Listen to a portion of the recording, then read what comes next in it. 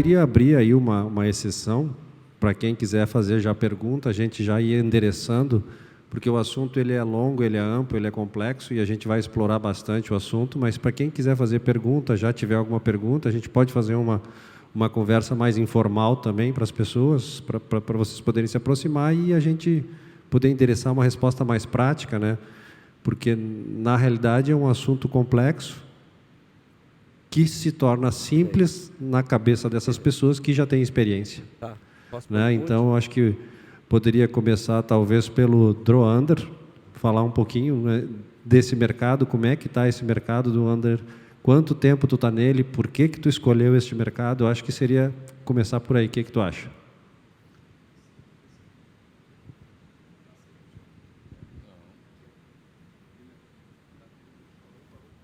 Alô? Alô? Boa tarde a todos. Primeiro, agradecer e parabenizar a organização do evento. O evento vai ser um sucesso.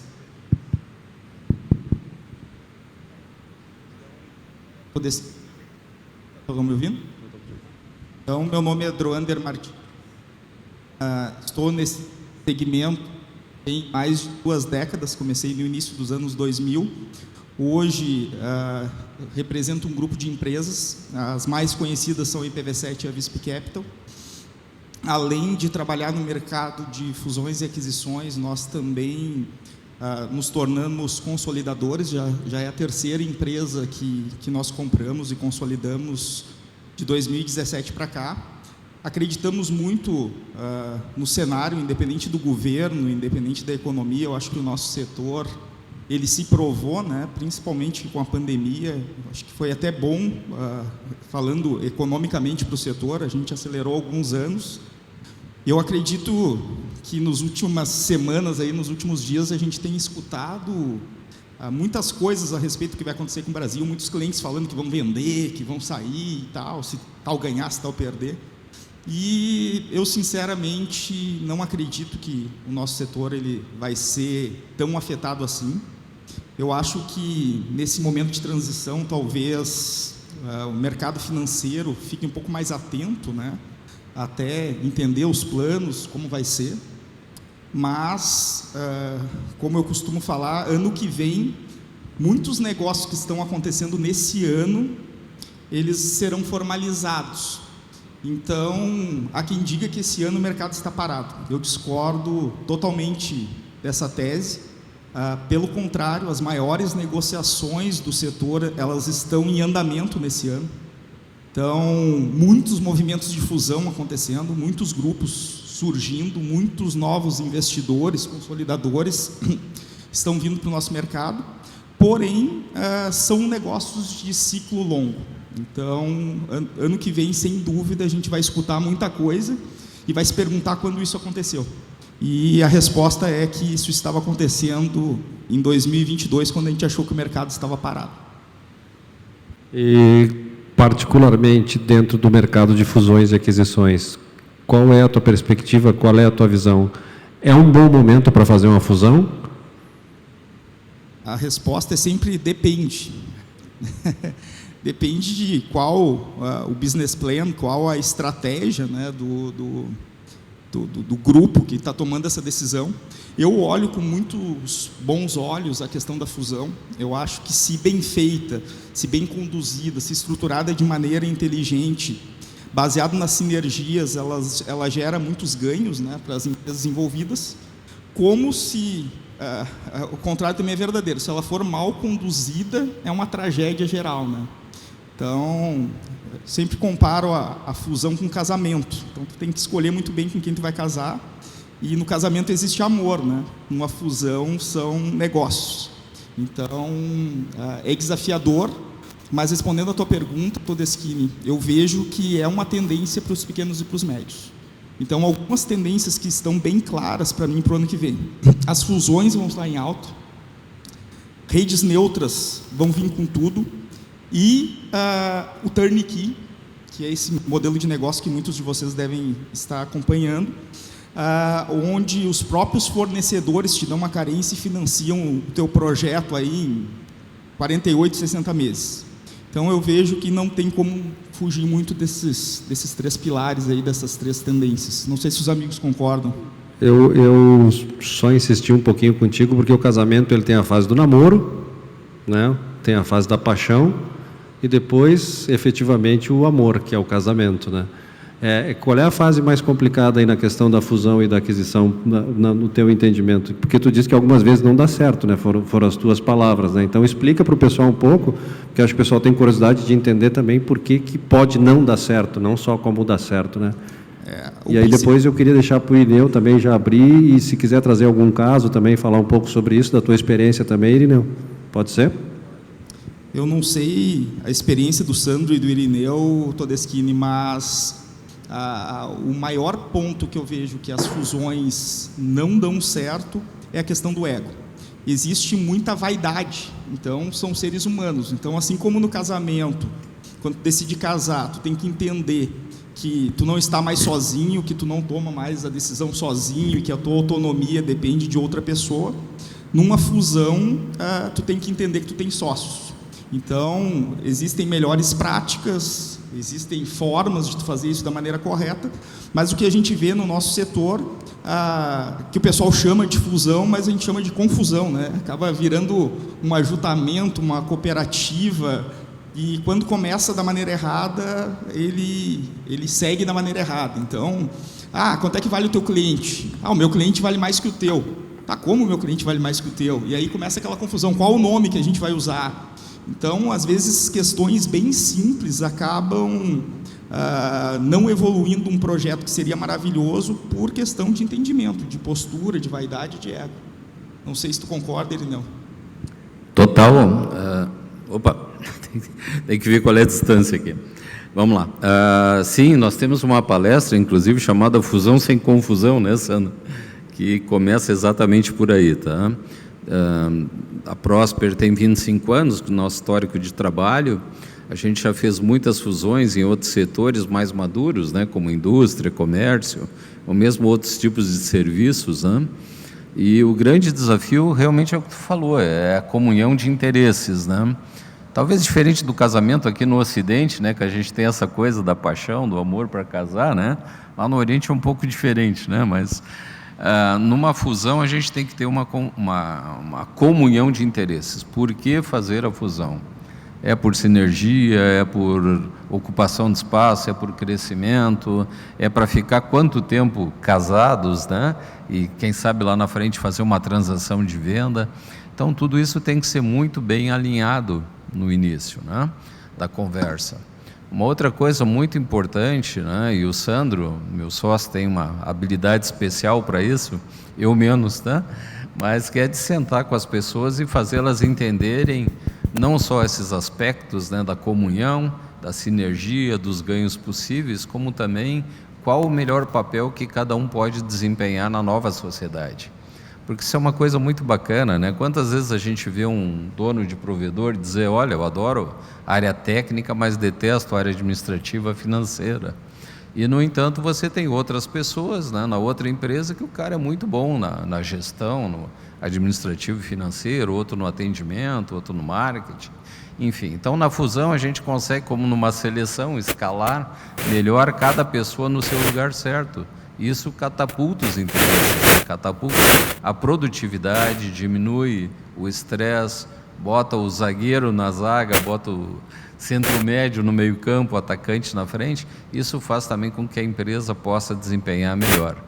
Além das N sinergias, né, operacionais e redução de custos, né, eliminação de duplicidades, redundâncias. Enfim, a fusão é uma das coisas mais bacanas que pode acontecer. Só para concluir, Paulo, a gente está fazendo atualmente uma meia dúzia de fusões no Brasil, né, em boa parte do país, e realmente, né, imagina um case que nós estamos fazendo de 9 provedores, me parece que 7 no Simples, 2 fora, e nós vamos criar uma operação de 80 e poucos mil usuários, que vai surgir assim, né, quase que do nada. É muito bacana isso e com potencial grande, né? Aí, quais os ganhos que tu poderia citar? Ganhos práticos, né? Tu citaste assim por cima, ganho financeiro, sim, mas na prática, o que que tu vê? Porque assim, quando você vai entrar com um plano de fusão, as pessoas têm uma expectativa, correto? E aí muitas vezes vão ter redes sobrepostas, vão ter rede na mesma região, o pessoal tem 2 POPs na mesma cidade, enfim, como é que fica essa questão de sobreposição de infraestrutura, qual é o ganho real? O que tu pode trazer para o pessoal na prática que acontece no dia a dia? Pode ser, Sandro. Depois tu tem uma apresentação também, né, Sandro? Vamos aproveitar para respostas. Toca a ficha. Boa tarde, pessoal. Prazer estar com vocês aqui. Sandro Schleder, sócio da Prosper Capital, junto com o Irineu. Em relação a ganhos, né, de forma bastante prática, olhando operações separadas e analisando quais são os ganhos de sinergia e de que forma que elas podem economizar. Então, nós estamos olhando uma operação, um exemplo bem prático, uma operação com 50 mil usuários. Tá? Uma operação que, somando todos os seus players, né, os provedores que estão unindo, eles têm 50 mil usuários juntos. Antes, de forma independente, eles têm uma capacidade de gerar uma lucratividade ano da ordem de 5 milhões de reais. Ou seja, esses 5 milhões de reais eles podem ou distribuir no bolso dos sócios ou reinvestir para poder continuar crescendo, fazer uma estrutura de uma rede nova e investir mais. Separados, esses 5 milhões separados. Quando eles passam a ter uma operação conjunta ou uma fusão, os resultados que permitem que este mesmo grupo, com essa mesma quantidade de clientes, gere um resultado da ordem de 10 milhões de reais no ano. Ou seja, gera 2 vezes o valor para poder ou distribuir para os sócios ou reinvestir e crescer mais. Isso vem da onde? Da onde que vem esse dinheiro? Ele não nasce do nada, né? Ele vem do quê?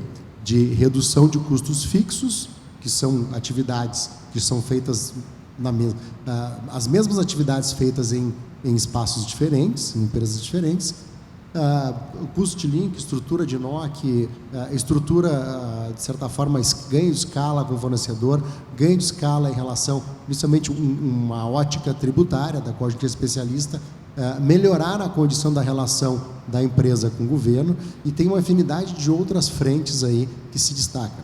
Mas, dentro de uma fusão, é importante ter uma cultura conjunta para que esta cultura seja a linha mestra que vai levar a estratégia da empresa ao longo prazo, né? Então, muitas vezes, o sonho de fazer uma fusão, ele esbarra na capacidade de ter disciplina de realizar a longo prazo, o que não é tão fácil, né? Tu ter a disciplina de fazer as melhores práticas todos os dias. Então, a partir desse momento, realmente conseguir avançar e produzir esses resultados e colher os resultados no dia a dia, né? Então, é um pouco diferente a relação que se estabelece. Eu só queria fazer um adendo, né, Sandro, de um case prático que a gente fez, em que nós fundimos 2 operações. Uma estava já formalizada, a gente já tinha dado um trato nela, e a outra estava informal. Mas a operação informal, ela tinha compras de links e créditos tributários muito grandes. Como ela estava informal, ela não usava os créditos. Quando nós fizemos a fusão, nós capturamos esse crédito para dentro da nova estrutura. Só isso deu uma economia de 3 milhões e 600 mil por ano. Então, a gente questiona muito se a informalidade realmente é uma economia ou não, né? Imagina 3 milhões e 600 de crédito tributário que estava indo para o ralo, né? Por isso que o Sandro falou, o número pode parecer absurdo, mas não, isso é vida prática, né? Mas, de novo, na prática, Druander, como é que tu vê, por exemplo, o prazo? O Sandro falou em sonho, né? O sonho é uma coisa meio intangível que a gente imagina, fica dentro da imaginação. Na prática não é assim. Na prática, como tu falou, pode gerar muita confusão, pode gerar muito conflito e dor de cabeça. Você tem que administrar interesses, né? Então, por exemplo, eu tenho 8 mil usuários, vou me fundir com um cara que tem 4 mil, porque é bom para os dois, mas a minha empresa é maior que a dele, mas talvez o valor de mercado dele seja melhor que o meu. Como administrar essa relação? Tu pegou um ponto bem importante, Todeschini, que é a avaliação das empresas, né? Não é incomum o pessoal fazer avaliação por múltiplo de usuário. Só que imagina uma situação onde eu tenho um provedor, o Sandro tem outro, o Irineu tem outro e tu tem mais um. Todos nós temos 10 mil usuários, mas eu uso tecnologia legada, vendo internet a R$ 59,90 e tu tem tudo premium, tudo documentado, paga todos os posts e tem um ticket de R$ 99,00. Como que a tua operação vai valer o mesmo valor que a minha, baseado em múltiplo de assinante? Então, o que a gente sempre recomenda quando a gente está numa fusão? Primeiro ponto, tu admirar os teus parceiros que tu está avaliando para uma fusão. Segundo ponto, a gente tem que, antes de partir para a parte documental e formalizar esse negócio, definir as porcentagens e direitos e deveres de cada lado. Qual a recomendação que a gente dá? Fazer um valuation da operação por uma consultoria neutra. Então, não é tu que vai dizer quanto vale a tua empresa. Vocês vão entrar em consenso e vão achar uma empresa de consultoria que vai... Primeiro passo, valuation. Antes de qualquer coisa. Antes de qualquer coisa. NDA, o primeiro passo, não acordinho de confidencialidade, para ninguém abrir o bico. Esse é o tipo de negócio que quanto mais sigilo, melhor, né? E dá muita briga no valuation? Depende. Porque quando tu define que todos vão pegar a mesma empresa de consultoria, eu já vi dar brigas quando cada um apresenta um valuation feito por uma empresa. Porque aí as métricas, as teses, e tu não sabe o relacionamento e tu não sabe se o teu valuation foi o mesmo peso e a mesma medida do teu coleguinha. Então, o que a gente sugere? O grupo definir quem são as empresas que a gente confia. Tá, beleza, vamos botar os caras e vamos todos escolher a mesma. E o critério usado para fazer o meu valuation, o teu e dos outros, vai ser exatamente o mesmo. Quando tu faz isso, a chance de briga diminui drasticamente. Porque tu vai saber que o valuation do teu sócio foi feito com o mesmo nível e critério que o teu. Então, isso acaba eliminando bastante a discussão. A experiência de vocês também leva nessa direção. Primeiro passo, valuation? Isso seria o primeiro passo? Porque a gente sabe que discordando um pouquinho só, tem mas não na tese, sim, na sequência, né? Eu acho que o primeiro passo realmente é essa comunhão de interesses, tá? A gente até é um pouco rigoroso nisso, de fazer com que realmente as bases do interesse da fusão estejam muito bem acertadas e estabelecidas, para que não haja briga posterior, né, Sandro? Nós não tivemos, assim, infelizmente, nenhum tipo de desacordo, ou seja, quem quis entrar no valuation, entrou, ou no valuation não, na fusão. Eu acho que eu lembro de um caso de um único cliente, que era para fazer uma fusão de 7 provedores, e um, no final das contas, disse, não, mas eu vou ficar muito pequeno nesse negócio, eu vou tocar minha vida sozinho, né, Sandro? Acho que foi o único caso que a gente teve nisso. Quanto ao valuation, é exatamente o que o Drunder falou, né? Régua única para todo mundo, ponderando os iguais de forma igual, os diferentes de forma diferente, mas dentro de uma métrica muito justa e aceitável, né, por todos, né? Sandro, em português daí também, o que seria comunhão de interesse? É um espectro amplo, né? Vamos lá. Comunhão de interesses é, de certa forma, uma estratégia conjunta, um objetivo de crescimento conjunto, voltando no exemplo da fusão de 50 mil usuários. Vamos duplicar esta base de 50 para 100 mil usuários. Todos os sócios têm que querer esse mesmo caminho, né? Não adianta eu quero continuar nos 50, ele quer crescer, o outro quer crescer mais rápido. A velocidade que vai determinar a trajetória que este novo porta-aviões vai andar é um interesse comum. Então, isso é uma comunhão de interesses. Vamos chegar em 100 mil usuários em 2025, em 2026. Então, este é o caminho, a trajetória de longo prazo. Outro aspecto da comunhão de interesses é a diferença dos papéis. Porque, eventualmente, um sócio de hoje pode se transformar no diretor técnico desta operação, o outro sócio pode se transformar no diretor financeiro e o outro sócio pode ir para a praia. Ele não quer mais trabalhar. Ele vai só coletar dividendos, não vai receber o prolabore, de certa forma, porque ele não está como um diretor executivo daquela operação, ele vai receber menos, ele não vai receber aquela função, mas ele tem uma participação no negócio, então ele distribui, ele recebe um pedaço dos dividendos daquilo que ele já trouxe até aquele momento, né? E muitas vezes os grupos acabam optando por trazer e manter os seus sócios em uma determinada diretoria por algum período de tempo. E nós estamos falando, pessoal, o combinado é, cada um vai trabalhar na sua diretoria durante 1 ano. Depois disso, nós vamos fazer uma transição e, eventualmente, vamos trazer um profissional de mercado para ocupar essa cadeira de diretoria de marketing aqui, que ninguém da sala é bom, né? Então, vamos trazer alguém do mercado para poder levar esta missão de um grupo maior à frente.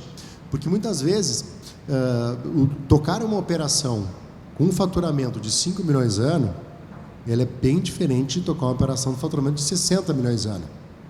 A musculatura e a capacidade que esta pessoa tem que ter de gestão, ela é diferente. Então, isso muda. Quando tu tem um grupo maior, é importante que tu realmente consiga desenvolver aquelas características, né, e aquelas habilidades que alguém que gere uma operação de 50, 60 milhões de anos consegue fazer.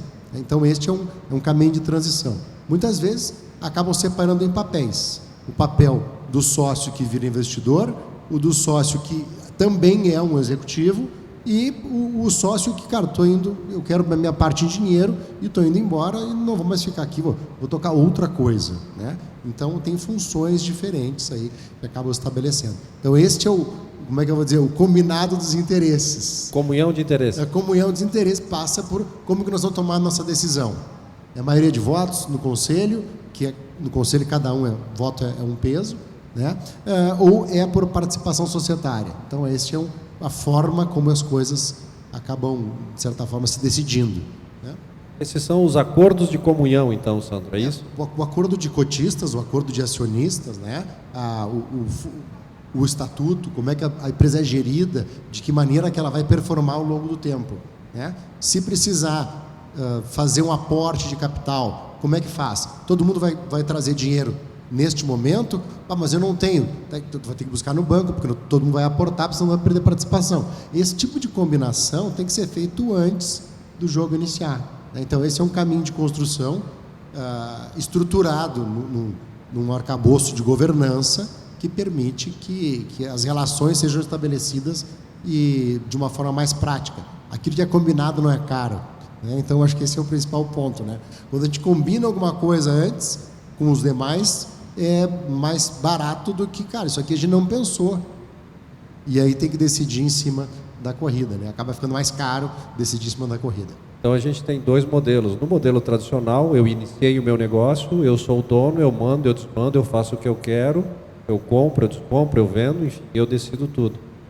E muitas vezes eu vou conversar com os donos de provedores e o pessoal me relata, estou cansado, não quero mais. Esse é um bom momento para iniciar uma fusão ou esse não é um bom momento para iniciar uma fusão? O não quero mais.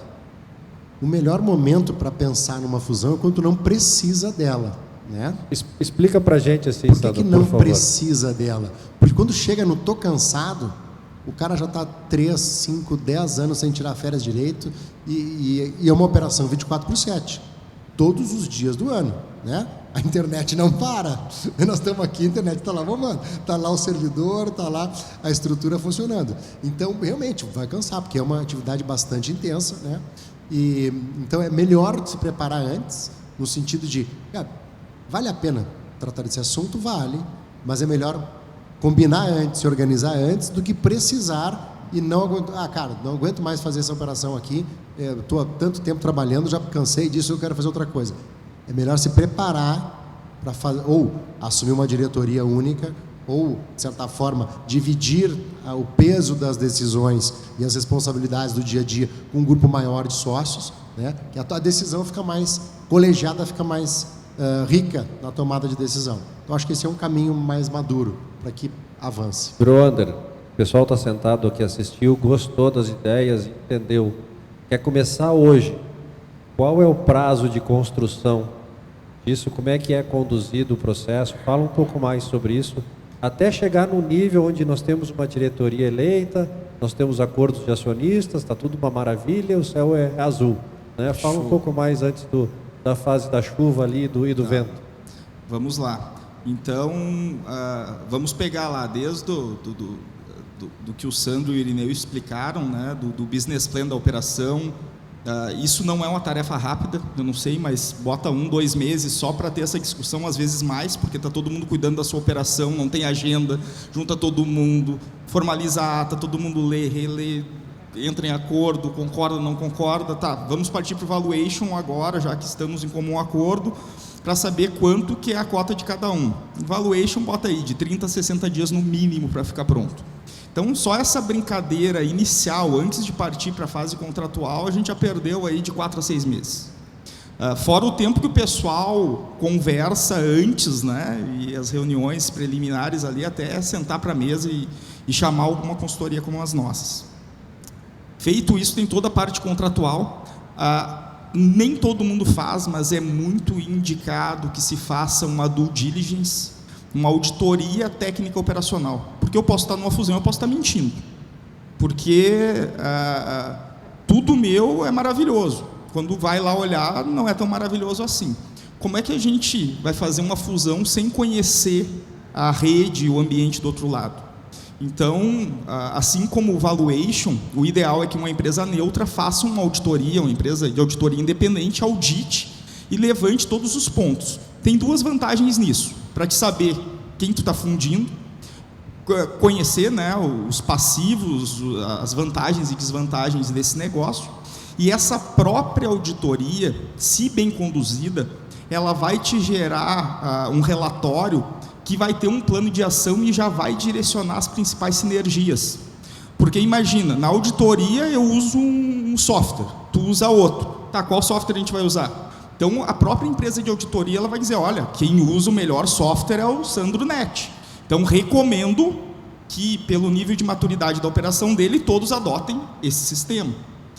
E, nesse momento do valuation, da auditoria, talvez alguma das partes não queira ser sócio dos outros, porque todo mundo falou que era maravilhoso. Agora eu estou olhando a auditoria do cara, ele tem toda a rede, todos os equipamentos sem Anatel. Pô, eu não quero ser sócio de um cara assim. Ele está cheio de passivo, aí eu vou dividir essa conta com ele. Então, feito isso, contrato, rodou tudo, 100%. Há quem diga, eu já vi consultores no mercado dizendo que rodam uma fusão em 3 meses, eu duvido. Eu vejo que só esse processo de construção vai de 6 meses a 1 ano, e tem que rodar pelo menos de 1 a 2 anos fiscais, porque o principal ponto da fusão é o dia D, após o contrato assinado. Tem a cultura de cada empresa. Como é que tu bota todo mundo que estava numa cultura e cria uma cultura única se tu está fundindo meia dúzia de empresas? Então, isso é muito trabalhoso. Então, eu não vejo uma fusão rodar em menos de 24 meses e atuar como se fosse uma empresa única. Irineu, vocês atuam também nesse processo, porque como disse o Droander, o cara entra num processo, aí o dono do provedor entra num processo onde ele tem que sair de uma função mais ativa e ser uma função mais pensativa, né? Ele tem que receber muita informação de fora para processar essa informação, ele tem que estar aberto para receber essa informação. E como é que funciona no caso aí, quando entra nesse momento e tem que sentar com os consultores e tem que ouvir aquilo que ele não quer ouvir e internalizar que ele tem que parar de ir para a rua e parar de ficar cobrando coisas que vão ser feitas por um grupo? Como é que, na tua experiência, como é que é o dia a dia? Fala um pouco sobre isso. Ok. Bom, não é um mar de rosas, né? Isso a gente já sabe, né? Reunir culturas diferentes é complicado, tá? Eu lembro de quase 40 anos atrás, né, tempo da reserva de mercado, o Gerdau fez uma parceria com a IBM para trazer computadores para o Brasil, né? Acho que durou uns 2, 3 anos, né? Os caras da IBM trabalhavam um pouco e ganhavam muito, e no Gerdau a gente trabalhava muito e ganhava pouco. É claro que não deu muito certo esse negócio, se separaram depois de alguns anos, tá? Bom, aqui no setor de provedores, então, não é diferente. Talvez, né, Sandro, a gente tenha, como é que eu vou dizer, não é exatamente sorte é uma coisa que não existe, né? Mas quando na Próspera a gente é procurado, as empresas já estão um pouco mais maduras para esse processo, tá? Então, realmente 3 meses é pouco, concordo com o Droander, tá? Mas imagina assim, quando os provedores já vêm mais ou menos alinhados, nós queremos fazer, as redes são parecidas, já compramos equipamento, link, há vários anos estamos juntos. Então, eles vêm mais prontos para isso, né, Droner? Isso a gente consegue ganhar algumas etapas nesse processo. Então, prazos aí de 4 a 6 meses tem rodado bem para a gente, tá, Paulo? E felizmente não temos tido problema. Alguns casos a gente já fez a fusão e em menos de um ano já vendeu também a nova empresa com uma valorização bacana, ou seja, todo mundo feliz, né? Não lembro de nenhum problema sério, né, Sandro, assim que a gente tenha tido. Acho não, né? Também não. Também não lembro de nenhum problema sério dentro do processo de fusão. Mas assim, o estágio que a turma chega realmente é um diferencial no prazo que as coisas acontecem, né? Muitas vezes já fez conseguiu o CDN junto, já fez link junto, já tem swap, pronto, já caminhou junto, sabe como é que é a relação com o outro, é mais próximo, já fizeram investimentos juntos. Tiveram que decidir na hora de botar um bom volume de recursos, para decidir. Então acaba dando uma vantagem em termos de tempo, porque já, cara, a integração, o processo de relacionamento já é grande. Coisas importantes, né? Quando que no processo de fusão, quando que o dono da empresa solta a chave do seu carro, que é o seu negócio, da qual ele dirige, e passa no colegiado a decidir. Então tem que ter uma data de corte, e essa data de corte é no começo do mês 1, mês 2, mês 3, mas tem que ter uma data de corte pré-estabelecida, né? Então até aquele dia, o último dia do mês, todo mundo, cada um manda na sua empresa. A partir do dia 1º do mês seguinte, todas as decisões são feitas de forma centralizada por este grupo, e este grupo, cada um vai ter a sua atividade. Faturamento, compras, novos investimentos de rede, estrutura de marca, todo o processo ele é feito de uma forma única. Então, muda o jogo, não manda mais em toda a operação, manda num pedacinho da operação, e tem que ter um alto grau de confiança que o outro sócio que assumiu aquela frente que lhe foi confiada, ele tem responsabilidade, está tomando a melhor decisão possível com base na capacidade e habilidade que ele tem. Então tem um grau de também assumir que o outro vai se responsabilizar, vai fazer direito àquilo. Por óbvio, empresários têm experiências diferentes, então isso agrega, mas a última palavra tem que ser daquele que assumiu aquela responsabilidade, né? Aquela diretoria. E também tem um período de transição. Se esta pessoa não está desempenhando, tem que ter a tranquilidade de falar, né? Nós, enquanto brasileiros, a gente de vez em quando tem vergonha de falar que o outro do nosso lado está fazendo uma coisa errada. Então tem que ter essa maturidade de dizer assim, cara, enquanto diretoria de rede ou comercial, teu desempenho não está bacana para o grupo inteiro. E a gente tem que ter essa maturidade para poder falar, né? E realmente cobrar do sócio o problema que está acontecendo. Aqui não está andando bem, vamos ter que substituir para o profissional de mercado e segue o baile. E isso tem que ter maturidade e ombro para poder falar. Isso é uma pessoa que tu conhece, tem relacionamento há bastante tempo, né? Não é fácil. Quando vocês falam de 4 a 6 meses, é o processo burocrático de assinar o closing e estar com o estatuto societário lá formatado. Mas, historicamente, para uma empresa dessa rodar com uma cultura única, quantos meses tu imagina? Eu falei 24 meses... considerando, beleza, 6 meses fizemos tudo, assinamos o contrato. Cara, assinou o contrato, tu demitiu um monte de gente que estava duplicado, triplicado. Tu tinha 5 contadores, está com um único contador. Cara, até esse único contador entender como fazer, estruturar tudo que é novo, o tempo de tudo andar como se fosse uma empresa única, eu não enxergo isso em 6 meses, Sandro. De forma prática, tá, Droner? É o seguinte... A decisão, um case de sucesso muito bacana, né? Eles já tinham um relacionamento anterior, já tinham estabelecido CDN, feito projetos de fibra longa, de backbone conjunto e tal, já tinham feito alguns investimentos conjuntos, tá? Então foi uma fusão de 3 empresas. Dessas 3 empresas, eles decidiram que iriam fazer a fusão no mês de outubro. Em menos de 25 dias, o contrato estava na mão. A gente assinou o contrato dentro de outubro. Em dezembro, a gente fez o que tinha que fazer, preparar a operação. Uma das empresas já estava num modelo que permitia receber a estrutura. Em janeiro, faturou junto, estava todo mundo funcionando junto. Óbvio que tinha Então, de outubro para janeiro, decidiram fazer a fusão, em janeiro já faturaram juntos. Então, foi muito rápido, porque eles já tinham um relacionamento de confiança estabelecido. Mas, por óbvio, tem algum processo de unificação de colaboradores, parametrização de recursos humanos, né? Aqui eu tenho um técnico que está recebendo 1.500, aqui eu tenho um técnico que está recebendo 2.000, esse aqui é mais caro, mas ele faz algo a mais, então tem que equilibrar isso. Isso vai um tempo um pouquinho mais para frente, né?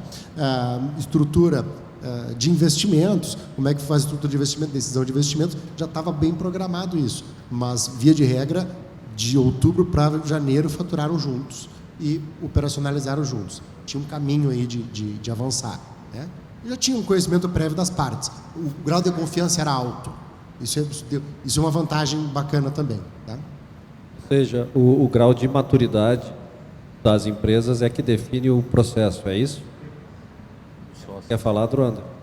Na verdade, essa questão, o pessoal também que adquire operações, né? Em quanto tempo eu consigo integrar a operação adquirida? Existia um númerozinho mágico aí que todos os consolidadores usavam. Cara, eu compro a operação e tombo em 100 dias. Olha, dá para contar nos dedos os consolidadores que conseguiram comprar uma operação e tombar em 100 dias. Tem consolidadores que compraram em série e até hoje não conseguiram tirar o máximo das sinergias, e as operações ainda estão trabalhando em várias fases de maneira independente. Então, assim, uma fusão não é diferente disso, né? Existe, como o Sandro falou, toda uma fase de maturidade, e isso vai sendo construído. Tu não consegue tombar e atuar como se fosse uma empresa única só porque tu tem um contrato assinado dizendo que a partir de hoje a gente é uma. Então, esse cuidado e essa expectativa, até para que a gente não se frustre, ela tem que, a partir do momento que eu decido por uma fusão, é saber que vai precisar de muito envolvimento e que não é algo da noite para o dia, né? É apenas o dia 1, o primeiro passo para atingir aquelas metas que foram definidas lá no início, né? Eu quero complementar alguma coisa? O tempo parece constante, mas é variável, né? Qual é a variação na velocidade da luz? O tempo não existe, né? Então, nós temos experiências realmente, como o Druander falou, de operações que levam uns 3 meses, 6 meses, 1 ano, e já fomos surpreendidos por clientes que disseram, olha, em 1 mês a gente faz. E nós não acreditamos. E o pessoal disse, não, mas aqui a equipe é grande, a gente vira 24/7. E conseguiram fazer isso. Não com 100% de eficácia, mas sim com 90% no primeiro mês, 95% no segundo. Então, depende muito da vontade, como tudo na vida da gente, né? Se a gente aplica a vontade e energia, que as coisas rodam. Quanto à parte técnica, não tem dúvida, Durando, que o que depender de ti, da tua equipe, vai rodar rápido, tu sabe como fazer.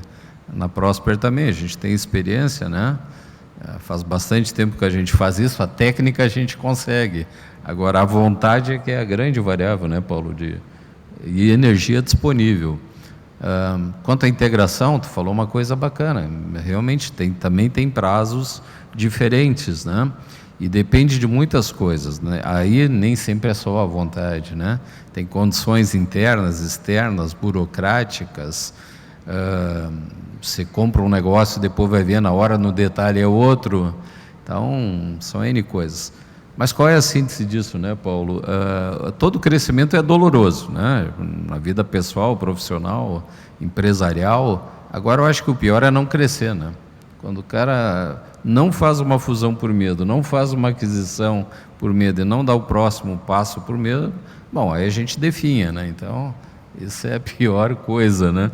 Então, vai e depois o problema a gente resolve, né? A síntese que eu faria aqui, e a gente abre o espaço para o Sandro fazer a apresentação, daqui a pouquinho a gente tem mais 12, 13 minutos, Sandro, então é um bom negócio. Fusão é um bom negócio. Fusão é um bom negócio. Você falou que melhora a lucratividade, melhora a gestão, mas tem um processo dolorido durante o caminho, é isso? É que nem começar a academia, né? Começar a academia nunca é fácil. Começar regime, começar a academia, todas as coisas que quer se fazer, ele tem uma dificuldade. Mas uma vez que tu começou a praticar, começou a fazer o exercício, começou a, de certa forma, te reprogramar, Na primeira semana dói um pouquinho mais, segunda semana dói um pouquinho menos, na terceira semana dói menos, daqui a 3 meses já está numa velocidade diferente daquilo que estava antes, né? Isso já virou hábito, já virou rotina, a gente já consegue tirar o melhor suco daquela laranja, que é uma fusão, né? Então, as alternativas são, de certa forma, crescer de forma orgânica. O que é crescer de forma orgânica? O Brasil, em 2020, ele cresceu 10% a base de banda larga fibra no Brasil. 2021 cresceu 14%. Estou falando da Anatel, tá? Em 2022, ele está crescendo menos de 1%. Ou seja, ou cresce o cliente novo, virgem, aquele que não tem nenhum acesso na sua casa, está muito difícil de achar, né? Hoje é troca de fornecedor. Por quê? Porque o fornecedor falhou em um determinado momento e aí a oportunidade surgiu para a concorrência. Então, o crescimento orgânico ele é baixo hoje, né? Tem que ter outros serviços para poder fazer crescer a receita. E dentro dessa ótica, se você vai querer crescer orgânico, é mais difícil. Outro serviço. Quando vai crescer por aquisições, você está comprando alguém e tem que ter uma capacidade de incorporar essa empresa, né? Se você tem uma operação de 10 mil e compra 3 mil, no mês você botou 30% do seu faturamento para dentro. É muito trabalho, não é simples. E uma fusão também, ela requer um esforço, é um esforço um pouco diferente, mas com bastante dedicação, vontade e energia se bota uma fusão para rodar, né? Algumas demoram um pouquinho menos de tempo, pelo grau de intimidade que as pessoas têm e de já trabalhar junto e ter um grau de confiança. Outras fusões acabam demorando 6 meses, 1 ano, 1 ano e meio, 2 anos, né? Por quê? Porque as pessoas, o nível de confiança é mais baixo, elas têm que fazer uma auditoria mais pesada, porque desconhecem completamente a relação do outro, então acaba sendo um pouquinho mais moroso isso, até que a confiança se estabeleça e a estratégia de longo prazo ela seja comum. Então tem um aprendizado bastante bacana aí. Mas o convite, de certa forma, é avaliar um processo de fusão. Ele é muito importante e natural nos dias de hoje, em que o crescimento orgânico é pequeno, tá? Então o processo de fusão, ele aumenta a margem dos negócios atuais. E isso é uma alternativa muito bacana para poder, de certa forma, se destacar dentro do mercado e fazer o seu processo de crescimento de uma maneira inteligente, né? Quando a gente olha para grandes consolidadores, eles começaram num processo de fusão. Novos sócios aparecendo, um investimento de fundo, ou um investimento do capital dos sócios, né? A própria operação gera caixa, então a partir disso se criam grandes grupos regionais, né? Então acho que tem uma experiência muito bacana aí para poder compartilhar e construir o próprio caminho de vocês de fusão.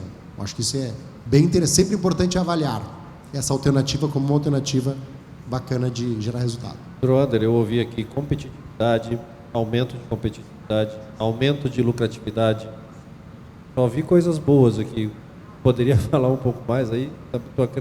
Tu vê também só um cenário positivo na fusão? Eu acho que superados os desafios e todos estando conscientes que não é um modelo fácil, acho que o exemplo do Sandro de comparar com a academia foi perfeito e muito bem colocado. Sim, eu não vejo muitas saídas. Estamos num momento que o dinheiro está muito caro. Então, assim, eu quero crescer e o orgânico está cada vez mais difícil. Como é que eu faço para crescer, sendo que a dificuldade de crescer organicamente ela está cada vez pior? Em quase todas as possibilidades que a gente pensa, a gente precisa de dinheiro. Então, ou tu tem um caixa muito robusto, porque não é barato tu comprar outra operação, ou tu vai ter que pegar esse capital no mercado. E aí, para pegar esse capital no mercado, tu precisa ter garantias, tu precisa ter respaldo, tu precisa estar muito bem organizado. E para te pegar o capital suficiente para te virar um consolidador, tu não pode ser uma operação pequena e média, porque tu não vai pegar com 10 milhões, tu faz uma consolidação simbólica. Agora, para te pegar e montar uma operação de 50, 100 mil assinantes, o Sandro Irineu sabe qual é o valuation de uma operação dessas, é altíssimo. Agora, tu com mais 2, 3, 4 operações do teu tamanho, tu consegue fazer isso sem um capital significativo. Então, para quem não tem capital, para quem não quer aumentar o nível de endividamento, a fusão é a rota de menor custo, sem dúvida. Então, com certeza, se eu tivesse uma operação pequena e média, seria uma das primeiras coisas que eu iria avaliar, a possibilidade de achar bons parceiros, empresas que tenham um perfil e estejam indo para onde eu também estou indo. Então, eu acho que, sem dúvida, eu acho que é unânime, né, que a fusão é uma tendência e um ótimo negócio para quem não quer investir tanto e quer colher os frutos de maneira rápida. O importante é estar preparado, é isso, Irineu? É isso aí. Alguns números do Ander, assim, de um modo geral, uma aquisição ela se paga em 2 a 3 anos, tá certo? Fecha. Então, você compra alguém, vai recuperar esse capital em 2 a 3 anos, com as coisas indo bem, dando certo, né? Numa fusão você tem um ganho imediato. Então, esse é o que o Drunder está colocando. Por que a gente está insistindo tanto em fusão, gente? Porque é uma captação de valor absurda, né? Você otimiza a operação lá em 20%, 30%, se muito bem sucedido, em até 50% imediatamente, em poucos meses, sem uso de capital, né? O capital muito pouco lá, talvez em algumas demissões, em eliminar algumas redundâncias, encerrar alguns contratos, às vezes vale a pena pagar uma multa, né, para otimizar esse negócio. Então, realmente é muito bom. Por outro lado, crescer por aquisição também é uma coisa bacana, né? Acho que é um negócio extremamente bom, principalmente quando a gente compra bem. E hoje nós vimos, né, os gigantes comprando os grandes comprando médios, médios comprando pequenos e todo mundo ganhando nessa escala de crescimento, né? A gente que participa desse mercado aí vê quanto dinheiro tem sido gerado, quanta economia tem sido produzida nisso, né? Qual a diferença entre comprar bem e vender mal? Tem que fazer cálculo, né? A gente gosta de planilha.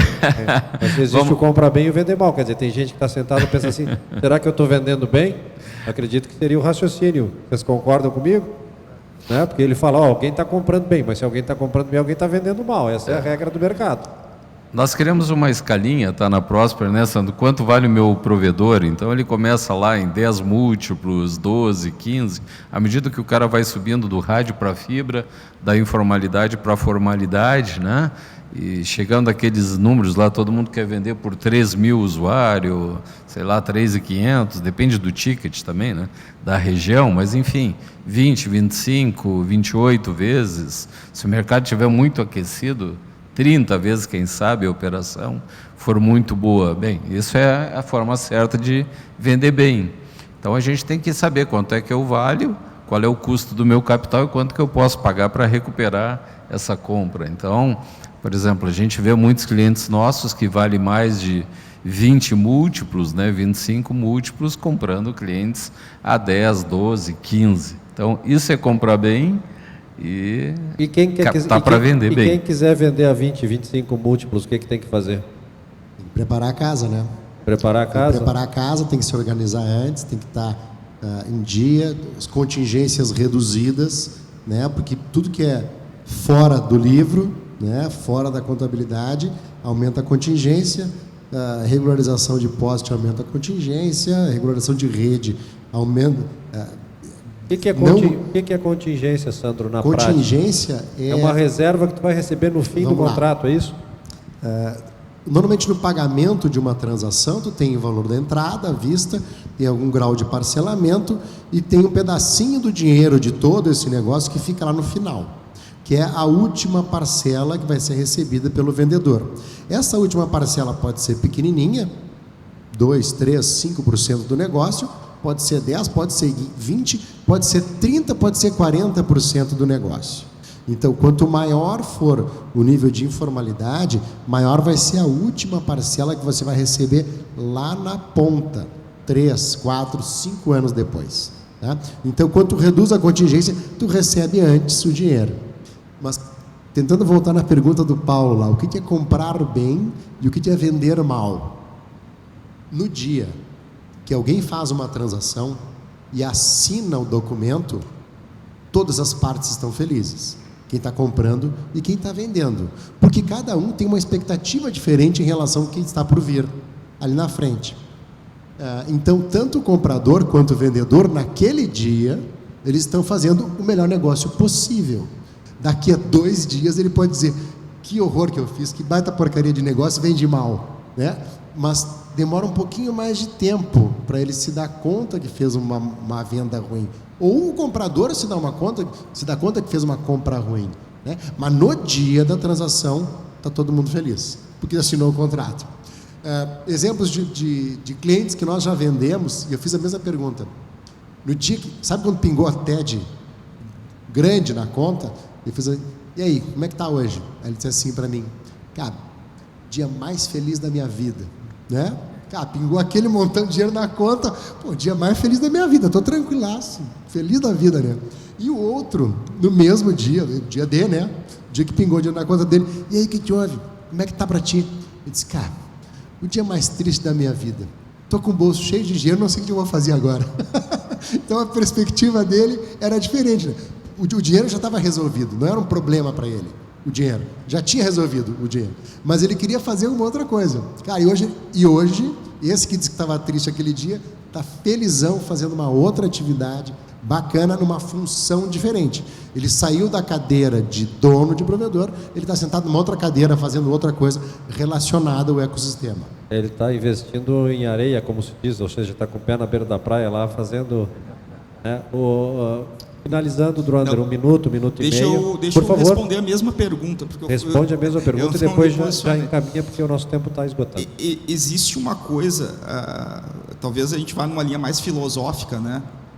O que é comprar bem e vender mal? Nem sempre comprar bem é comprar barato. Eu tenho uma máxima, até escrevi um artigo sobre isso esses dias, que é: não existe nada mais caro do que um provedor barato. E donos de BMW sabem bem disso. O pessoal brinca, né, que não existe nada mais caro que uma BMW barata, porque a BMW é um dos carros que tem manutenção mais caro. Cara, se tu está comprando a BMW barata, bicho, te prepara, porque tu vai gastar uma fortuna em manutenção. Então, no nosso mercado, se tu acha que tu fez um bom negócio e tu comprou bem porque tu pagou barato, filhão, tu te deu mal, porque tu vai ter que fazer uma reestruturação muito pesada. Então, às vezes, tu comprar bem é tu comprar uma boa operação pelo valor justo. E uma coisa é preço e outra é condição. Tu pode comprar bem, mas pagar numa condição, visto que os negócios do nosso setor, como o Sandro falou, eles não são feitos à vista. Então, o dono bota o preço, por menos de X eu não vendo. E tu acha que tu está pagando caro. E aí se negocia a condição. Cara, então eu te dou uma entrada de tanto, te parcelo em tantas vezes, e tu faz de uma maneira que fique confortável para os dois, e a operação se pague e fique todo mundo feliz. Então, assim, um hambúrguer de R$10 pode ser caro, se ele for ruim, se tu der uma mordida e botar ele no lixo. Assim como a gente vai no Madeiro, paga mais de R$50 no hambúrguer e sai felizão que fez um baita do negócio. Então, comprar bem e vender mal depende do produto, do que a gente está comprando. E, às vezes, tu paga mais de R$50 no hambúrguer e sai com aquela sensação que tu comprou bem, porque ele valia aquilo que tu pagou. Então, a gente tem que tomar um cuidado para não comparar comprar bem com comprar barato, com abusar do outro lado. Para não ter que exagerar no ketchup depois para disfarçar o sabor do hambúrguer, é isso? Irineu, tuas palavras finais também, Druander, palavras finais, Sandro, palavras finais, que encerrou aqui. E só reforçar para vocês, esse mercado de fusões e aquisições, ele já existe há muito tempo. Ele tem sido pauta nos provedores, porque agora há uma necessidade, como o próprio Druander colocou, de acelerar resultado. Como que eu acelero o resultado com baixo capital? Uma das formas é a fusão, correto? Então, deixar claro para vocês que a Druander está aqui na feira, quem quiser conversar, Irineu, Sandro, quiser conversar comigo também, a gente troca experiência. Passa a informação para vocês, isso é o mínimo que a gente pode fazer. Irineu, por favor, tuas considerações. Legal. Como gremista, eu sou especialista em saber o que é comprar barato, comprar mal e vender pior ainda. Bom, falando sério, gente, o assunto é muito técnico, né? Nós, como consultores, né, de provedores, tá? Nós não operamos provedores, não temos provedores, não queremos ser dono de provedores, tá? E, para falar a verdade, tecnicamente, eu particularmente entendo muito pouco de provedor, mas eu entendo de negócios, né? Eu faço negócio há mais de 40 anos. E o negócio de provedor não é muito diferente na sua lógica empresarial de qualquer outro negócio.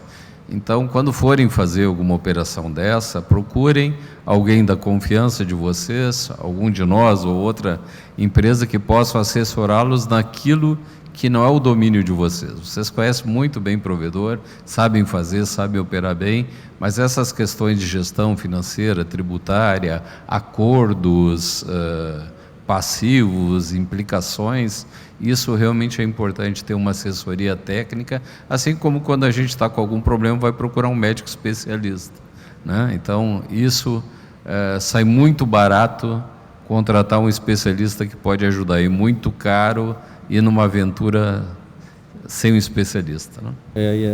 Droander, palavras finais, Sandro? O tempo acabou, eu acho que o Irineu conseguiu sintetizar bem e passar a mensagem. Quem quiser conversar um pouco mais, saber mais, a gente está com um stand aqui no primeiro andar, no térreo, em frente à praça de alimentação. Então, estão todos convidados para dar uma passadinha lá. Obrigado, pessoal. Obrigado pelo convite, né, da organização do evento. Obrigado pelos colegas de painel, Paulo. Agradecemos também o aprendizado que a gente tem com vocês todos os dias, porque é um aprendizado muito importante. A gente acaba conhecendo um pouco mais e aprendendo um pouco todos os dias com as experiências de vocês, né? Eu queria compartilhar uma passagem da minha vida aqui, né? Uma das primeiras fusões que eu fiz, eu era executivo da Human. Ela fez uma fusão com o Comunica, né? Que era um outro grupo de serviços de telecom, e um tempo depois essa empresa foi crescendo, né? E foi uma semente de uma operação. O ano passado, esta operação abriu capital à Zenvia, abriu capital nos Estados Unidos, uma primeira empresa de software da América Latina que abriu capital nos Estados Unidos. Então, ela foi fruto de um processo que iniciou há uns 10 anos atrás, né, o qual eu estava lá plantando essas sementes, e essa empresa evoluiu, cresceu, alcançou maturidade, vai faturar mais 700 milhões neste ano, né? Então tem um potencial gigante aí. Fusão é um trabalho, dá trabalho, tem um grande envolvimento, uma grande dedicação de energia, mas também dá muito resultado, tá? Também convido vocês a visitar o nosso stand, conversar com o nosso time. Nós estamos com o time aqui à disposição para ajudá-los nessas dúvidas e fazer com que o negócio de vocês seja bastante próspero. Obrigado, Sandro. Obrigado a todos pela paciência aí, obrigado pela audiência. Vamos para a próxima. Obrigado.